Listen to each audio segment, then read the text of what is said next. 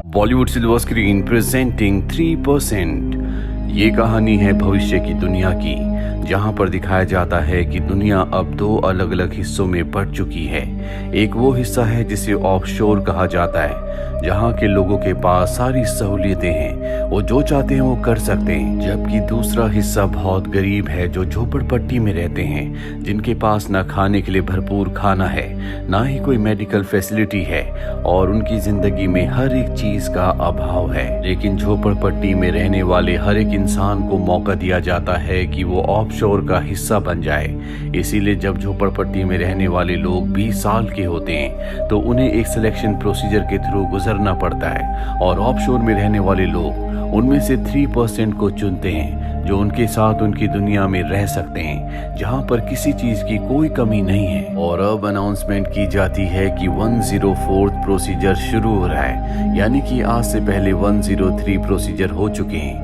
यही हमें एक लड़की को दिखाया जाता है जिसका नाम मिशेल है, और मिशेल ने भी इस टेस्ट के लिए, इस प्रोसीजर के लिए रजिस्टर किया था। इसीलिए 20 मिनट में उसे उस जगह पहुंचना है जहां पर ये प्रोसीजर शुरू होने वाला है। जितने भी लोग 20 साल के हैं, ये सब के सब उस जगह की तरफ निकल पड़ते हैं। यहाँ पर जितनों ने भी रजिस्टर किया होता है, उनके कान के पीछे एक डिवाइस होता है जिसमें लाल रंग की रोशनी होती है। दरअसल जब भी कोई इस टेस्ट के लिए, इस प्रोसीजर के लिए रजिस्टर करता है तो उसे ये डिवाइस दिया जाता है। ये एक तरह का एंट्री पास है। ये सब के सब उस जगह पहुंच जाते हैं। मिशेल की दोस्त भी उसके साथ होती है। जहां पर इनके सामने चीफ आता है, वो सबसे कहता है कि किसी के साथ कोई नाइंसाफी नहीं होगी, तुम में से 3% को चुना जाएगा। अपनी स्पीच खत्म होने के बाद चीफ यहाँ पर एक नई एम्प्लॉय से मिलता है, जो उसे बताती है कि मुझे यहाँ पर हेड्स ने भेजा है ताकि मैं तुम्हारी परफॉर्मेंस चेक कर सकूं। ये बात चीफ को अच्छी नहीं लगती, क्योंकि वो अपने काम में किसी तरह की दखल अंदाजी नहीं चाहता और वो इस बात का विरोध नहीं कर सकता, क्योंकि हाई अथॉरिटीज यानी कि हेड्स ने उसे यहाँ पर भेजा है। और अब सबका इंटरव्यू शुरू हो जाता है। यहाँ पर वो लोग जो इंटरव्यू में फेल हो रहे होते हैं, उन्हें झोपड़पट्टी में, स्लम्स में वापस भेज दिया जाता है। हालांकि हर कोई ऑफशोर में जाना चाहता है ताकि एक बेहतर जिंदगी जी सके, लेकिन इस इंटरव्यू को, टेस्ट को पास करना इतना आसान नहीं है। वही मिशेल को दिखाया जाता है, जिससे बहुत सारे पर्सनल क्वेश्चंस पूछे जाते हैं। मिशेल बताती है कि उसका एक बॉयफ्रेंड था जो 1 साल पहले ही 20 साल का हो गया था। वो भी इस टेस्ट, इस इंटरव्यू के लिए आया था। वो लौटकर कभी वापस नहीं आया, जिसका मतलब ये है कि उसका सिलेक्शन हो गया था और वो ऑफशोर में चला गया। जो मिशेल का इंटरव्यू ले रहे होते हैं वो कहते हैं कि शायद उसकी मौत हो गई हो। हालांकि ऐसा बहुत ज्यादा नहीं होता, लेकिन इसकी पॉसिबिलिटीज भी हैं। और अब वो मिशेल से कहते हैं कि अपने गले का लॉकेट उतार कर यहाँ पर रख दो। ये वही लॉकेट होता है जो उसके बॉयफ्रेंड ने उसे दिया था। ये उसके पास उसकी आखिरी निशानी है, लेकिन उसके कहने पर वो अपने लॉकेट को निकाल कर वहां पर रख देती है और अब मिशेल को चुन लिया जाता है। दरअसल ये उसका इमोशनल टेस्ट था।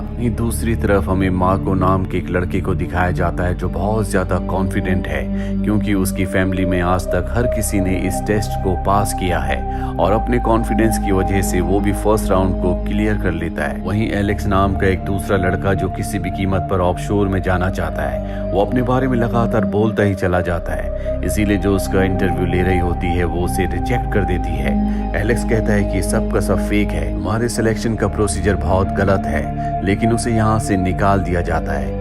यहाँ पर जितने भी लोग इंटरव्यू के लिए आए होते हैं, उनमें सबसे स्मार्ट होती है जोएना, जो कि बहुत कम बोलती है और उसकी स्मार्टनेस की वजह से उसे सेलेक्ट कर लिया जाता है। यहाँ पर जितने भी पार्टिसिपेंट्स आए थे वो सब के सब नॉर्मल थे, सिर्फ एक लड़के को छोड़कर जिसका नाम फर्नांडो है। वो फिजिकली चैलेंज्ड है, लेकिन वो हिम्मत नहीं हारता। उसके करेज को देखकर उसे भी सेलेक्ट कर लिया जाता है। अब यहाँ पर ऑफशोर के लोगों को पता चलता है कि रिबेलियस ग्रुप जो इन्हें नुकसान पहुंचाना चाहता है, जो उनका विरोधी है, उसने अपने एक आदमी को इनके यहाँ पर भेजा है, जिसे पकड़ लेते हैं और टॉर्चर करते हैं। जिसके बाद वो बताता है कि रिबेलियस ग्रुप का एक और आदमी यहाँ पर है, जो कि रिबेलियस ग्रुप को पूरी इंफॉर्मेशन पहुंचा रहा है। वही रिबेलियस ग्रुप को दिखाया जाता है जो किसी भी कीमत पर ऑफशोर को खत्म करना चाहता है, कि ये गरीबी और अमीरी के भेदभाव को हमेशा के लिए खत्म कर दे। वहीं हमें दिखाया जाता है कि जितने भी लोगों को चुना गया था उन सबको दूसरे राउंड के लिए एक दूसरे रूम में ले जाया जाता है, जहां सबसे पहले उनकी उसी डिवाइस को स्कैन किया जाता है जो सबके कान के पीछे है। दरअसल ऑफशोर के लोग ये देखना चाहते हैं कि कहीं यहाँ पर कोई धोखे से तो नहीं आ गया। और अब जब सबका स्कैन हो रहा होता है तभी जोएना, जो कि सबसे स्मार्ट है, वो देखती है कि उसके आगे जो लड़का खड़ा है जिसका नाम रफेल है, उसके कान के स्टिचेस बहुत अलग है। वो समझ जाती है कि ये यहाँ पर धोखे से आया है, उसके कान में कोई डिवाइस नहीं है। पर जब उसे टेस्ट किया जाता है, स्कैन किया जाता है, तो वो स्कैनिंग में पास हो जाता है, यानी कि उसके कान में डिवाइस है। और जोएना को उस पर शक है। इस बारे में जोएना किसी को नहीं बताती। इन सबको अब एक दूसरे कमरे में ले जाया जाता है जहां पर बहुत सारे ब्लॉक्स होते हैं और इन्हें अब 10 मिनट में 9 क्यूब्स बनाने हैं। ये सब के सब अपना काम शुरू कर देते हैं और फर्नांडो, जो कि फिजिकली चैलेंज्ड है, वो क्यूब तक नहीं पहुंच पा रहा होता, इसीलिए मिशेल उसकी मदद करती है। और अब टाइम खत्म होने वाला है। मिशेल के 8 ही क्यूब बने होते हैं, लेकिन फर्नांडो उसकी मदद करता है। वो उसके 8 क्यूब से एक बड़ा क्यूब बना देता है जो कि उसका लास्ट यानी कि 9वां क्यूब है। रफेल का भी 1 क्यूब कम होता है, लेकिन वो अपने साथ वाले पार्टिसिपेंट से 1 क्यूब चुरा लेता है। इस वजह से रफेल भी इस राउंड को, इस टेस्ट को पास कर लेता है, लेकिन सबको पता है कि उसने 1 क्यूब चोरी किया है, इसीलिए सब उसे क्रिटिसाइज करने लगते हैं, यहाँ तक कि उसे बहुत बुरी तरह से मारते भी हैं। लेकिन जल्दी सबको एहसास होता है कि उन्होंने गलत किया, इसीलिए सब उसे सिंपैथाइज करते हैं, सिर्फ जोएना को छोड़कर। जोएना कहती है कि तुम्हें मेरी साइड रहना होगा, अगर तुमने ऐसा नहीं किया तो मैं अथॉरिटी को बता दूंगी कि तुम यहाँ पर धोखे से आए हो। वहीं चीफ के पास वो नई एम्प्लॉय आती है जो यहाँ पर उसका काम चेक करने के लिए आई है। दरअसल वो उसके काम में किसी भी तरह की कमी ढूंढना चाहती है ताकि उसे चीफ की पोजीशन से निकाल दिया जाए और वो पोजीशन उसे खुद मिल जाए। वहीं दूसरी तरफ हमें दिखाया जाता है कि मिशेल और उसकी दोस्त के ऊपर ऑफशोर की एक एम्प्लॉय को शक हो जाता है। वो दोनों को अपने साथ ले जाती है और पूछती है कि तुम दोनों में से कौन है जो रिबेलियस ग्रुप के लिए काम करता है। अगर तुमने इस बात को एक्सेप्ट नहीं किया तो तुम दोनों को मार दिया जाएगा। ये कहकर वो वहाँ से चली जाती है।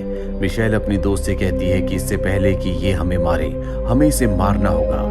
और जब वो एम्प्लॉय वापस आती है तो मिशेल की दोस्त उसके ऊपर हमला कर देती है, पर मिशेल उसके ऊपर हमला नहीं करती। दरअसल ये मिशेल का प्लान था। उसने अपने आप को बचाने के लिए अपनी दोस्त की कुर्बानी दे दी, क्योंकि मिशेल ही वो लड़की है जो कि रिबेलियस ग्रुप के लिए काम करती है। उसे लगता है कि अगर वो इस ऑर्गेनाइजेशन का खात्मा कर दे तो सब लोग एक समान जिंदगी जी सकते हैं। और 1 साल पहले उसका बॉयफ्रेंड इस ऑर्गेनाइजेशन में टेस्ट के लिए नहीं आया था, बल्कि उसका भाई आया था जो कभी लौट कर वापस नहीं आया और किसी भी कीमत पर वो अपने भाई तक पहुंचना चाहती है। मिशेल की दोस्त को मार दिया जाता है। वहीं फर्नांडो को दिखाया जाता है जब उसका फिजिकल टेस्ट किया जाता है तो डॉक्टर उसके पैरों पर सुई चुभाती है और पहली बार उसे जिंदगी में दर्द का एहसास होता है। डॉक्टर उसे बताती है कि तुम्हारे पैर ठीक हो सकते हैं, अगर तुम ऑफशोर के लिए चुने गए तो वहां पर तुम्हारे पैरों का इलाज होगा, जिसके बाद तुम आराम से अपने पैरों पर चल सकोगे। और अब इन सबको फाइनल टेस्ट के लिए एक रूम में भेजा जाता है जहां पर 4 स्टैचूज होते हैं। इनमें एक नीले कपड़ों वाली स्टैचू होती है जिसके चेहरे के एक्सप्रेशन देखकर इन्हें बताना है कि यहाँ पर इसके साथ क्या हुआ है।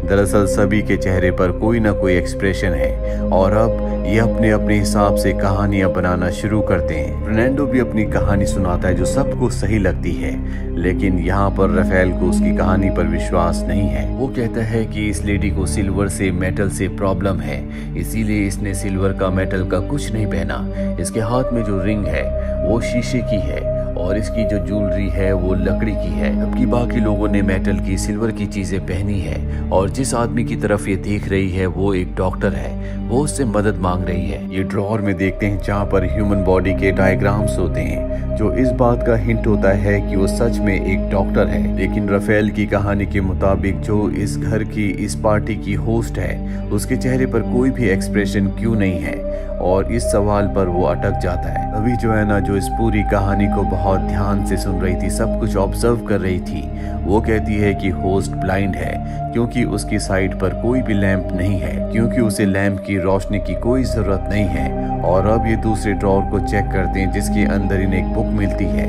जो कि ब्लाइंड्स की बुक है। इससे साबित हो जाता है कि इनकी कहानी पूरी तरह से ठीक है। इस तरह से ये इस टेस्ट को पास कर लेते हैं और अब इन्हें अगले राउंड में भेजा जाता है जहां पर ये सब के सब एक कमरे में होते हैं। इन सबको कॉइन्स दिए जाते हैं।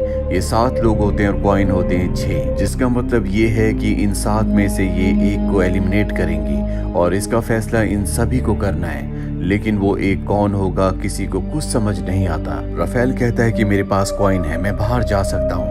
लेकिन तभी वो लड़का जिसके पास कॉइन नहीं होता वो राफेल के ऊपर हमला कर देता है। ये आपस में लड़ने लगते हैं और अब ये सब तय करते हैं कि ये वोट करेंगे। अब के सब राफेल के खिलाफ ही वोट करते हैं, पर मिशेल जोआना के लिए वोट करती है क्योंकि वो जानती है कि वो बहुत कम बोलती है, उसका दिमाग बहुत तेज है और वो उसके आगे के मिशन के लिए खतरा बन सकती है। भी जोआना राफेल की तरफ देखती है। वो समझ जाता है कि अगर उसने उसे सपोर्ट नहीं किया तो वो उसकी सच्चाई सबको बता देगी। इसीलिए राफेल कहता है कि हमें फर्नांडो को निकालना चाहिए क्योंकि वो फिजिकली चैलेंज्ड है, वो चल नहीं सकता। फर्नांडो कहता है कि अगर मैं इस राउंड को जीता और ऑफशोर में गया, डॉक्टर ने कहा है कि मेरे पैरों का इलाज हो सकता है, मैं पूरी तरह से ठीक हो सकता हूँ। ये सातों के सातों कंफ्यूज्ड हैं, इसीलिए तय करते हैं कि सबको एक एक रिबन देंगे और जिसका रिबन सबसे छोटा होगा उसे निकाल दिया जाएगा। चीफ और नई एम्प्लॉय सब कुछ देख रहे होते हैं। तभी चीफ अपनी नई एम्प्लॉय से कहता है कि तुम इन सब पर नजर रखो, मैं अभी आता हूँ।